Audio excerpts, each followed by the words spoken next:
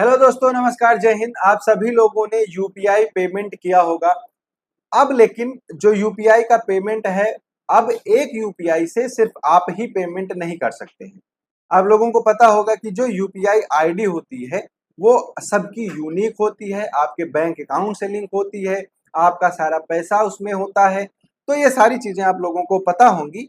लेकिन अब आपको मैं ये बताऊं कि गवर्नमेंट ने एक ऐसा रूल लाया है कि आपका यूपीआई अब आप अकेले हैंडल नहीं कर सकते हैं। तो पूरी न्यूज़ क्या है, पूरा खबर क्या है, इन सब चीज़ों को यहाँ पर विस्तार से हम देखने वाले हैं, ठीक है? तो गवर्नमेंट जो रूल लाई है, वो ये लाई है कि एक यूपीआई अकाउंट से 5 लोग पेमेंट कर सकते हैं।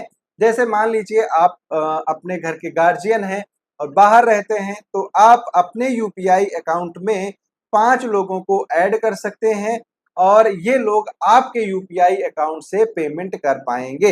इसके लिए एक नया फीचर लॉन्च किया गया है, UPI circle delegated payment service. इसमें एक या एक से ज्यादा व्यक्तियों को आप ऐड कर सकते हैं और जब आप इनको ऐड कर लेंगे तो ये भी आपके ही यूपीआई आईडी से पेमेंट कर सकते हैं। यूपीआई सर्कल इसके लिए बनाया गया है। तो यूपीआई सर्कल है क्या?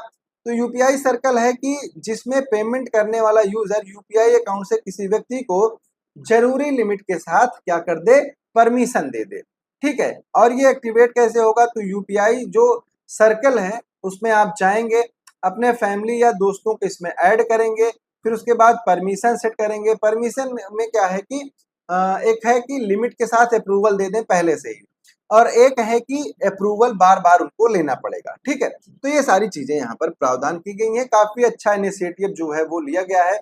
फुल और पार्शियल डेलीगेशन यहाँ पर है।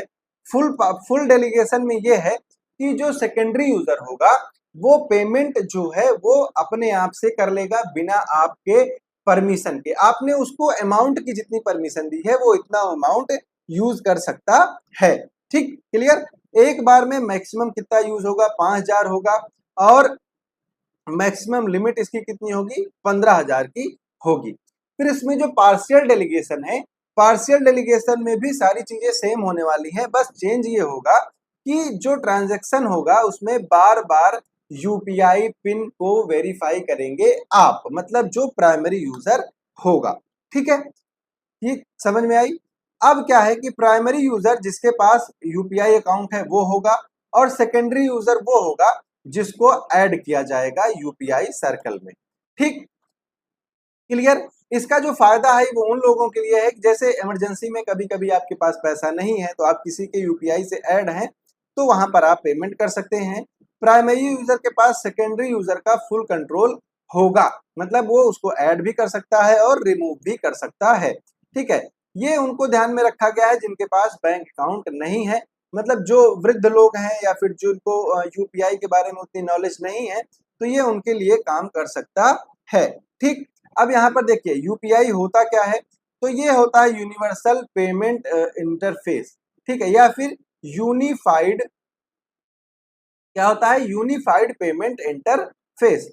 तो ये क्या है? एक रियल टाइम ट्रांजैक्शन है, खट से पिन डालो फट से पैसा बाहर, ये वाला काम करता है। इसके लिए बहुत सारे एप्लीकेशंस जो है वो मार्केट में लॉन्च हैं ऑलरेडी, ठीक है? किसी भी को पैसा भेजने के लिए आपको मोबाइल नंबर, अकाउंट नंबर या फिर यूपीआई आईडी लगती है इसमें, ठीक? तो ये सारी चीजें हैं, 24/7 ये काम करता है। तो यहाँ पर अब सरकार के द्वारा इनिशिएटिव ये लिया गया है कि आप एक यूपीआई आईडी में अपने 5 लोगों को ऐड कर सकते हैं।